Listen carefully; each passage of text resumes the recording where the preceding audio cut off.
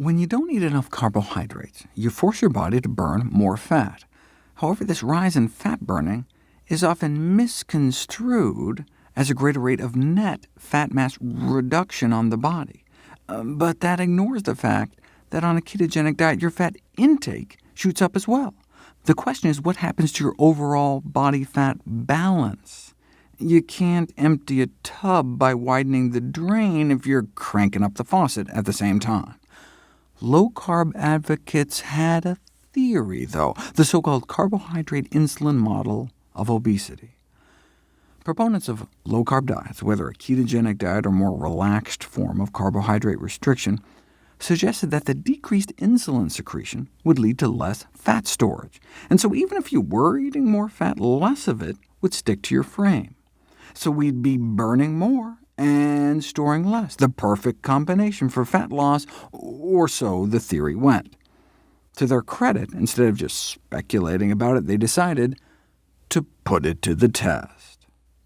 Gary Taubes formed the Nutrition Science Initiative to sponsor research to validate the carbohydrate insulin model. He's the journalist who wrote the controversial 2002 New York Times Magazine piece, "What If It's All Been a Big Fat Lie?", which attempted to turn nutrition dogma on its head by arguing in favor of the Atkins diet, with its bunless bacon cheeseburgers based on the carbohydrate insulin model. Much of Nina Teicholz's book, The Big Fat Surprise, is simply recycled from Taubes' earlier work. In response, some of the very researchers Taubes cited to support his thesis accused him of twisting their words. "The article was incredibly misleading," one said. "I was horrified.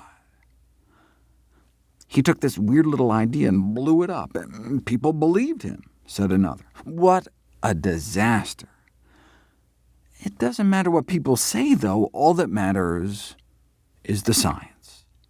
Taubes attracted $40 million in committed funding for his Nutrition Science Initiative to prove to the world you could lose more body fat on a ketogenic diet.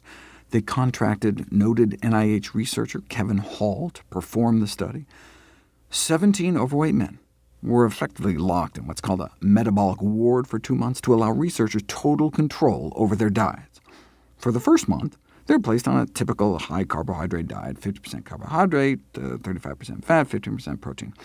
And then they were switched to a low-carb ketogenic diet, only 5% calories from carbohydrate, 80% fat, for the second month. Now, both diets had the same number of daily calories.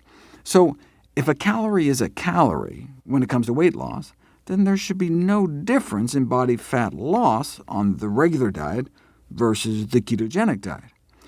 If Taubes was right, though, if fat calories were somehow less fattening, then body fat loss would become accelerated. What happened instead, in the very study funded by the Nutrition Science Initiative, was that body fat loss slowed upon switching to the ketogenic diet. Wait, why do people think the keto diet works if it's actually slowing fat loss? Well, if you just looked at the readings on their bathroom scales, the ketogenic diet would seem like a smashing success. They went from losing less than a pound a week on the regular diet in the 2 weeks before they switched, to losing 3.5 pounds within 7 days after the switch to the ketogenic diet. But what was happening inside their bodies told a totally different story. Their rate of body fat loss was slowed by more than half. So most of what they were losing was just water weight. The reason they started burning less fat on a ketogenic diet was presumed to be because without the preferred fuel, carbohydrates, their body started burning more of its own protein. And that's exactly what happened. Switching to a ketogenic diet made them lose less fat mass and more fat-free mass. They lost more lean mass. That may help explain why the leg muscles of CrossFit trainees placed on a ketogenic diet may shrink as much as 8%. The vastus lateralis is your biggest quads muscle in your leg, shrunk in thickness by 8% on a ketogenic diet. Yes, the study subjects started burning more fat on the ketogenic diet, but they were also eating so much more fat on the keto diet that they ended up retaining more fat in their body despite the lower insulin levels. This is diametrically opposite to what the keto crowd predicted, and this from the guy they paid to support their theory. In science speak, the carbohydrate insulin model failed experimental interrogation.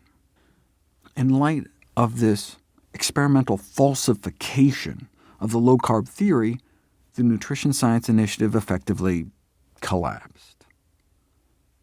But based on their tax returns, not before Taubes and his co-founder personally pocketed millions of dollars in compensation.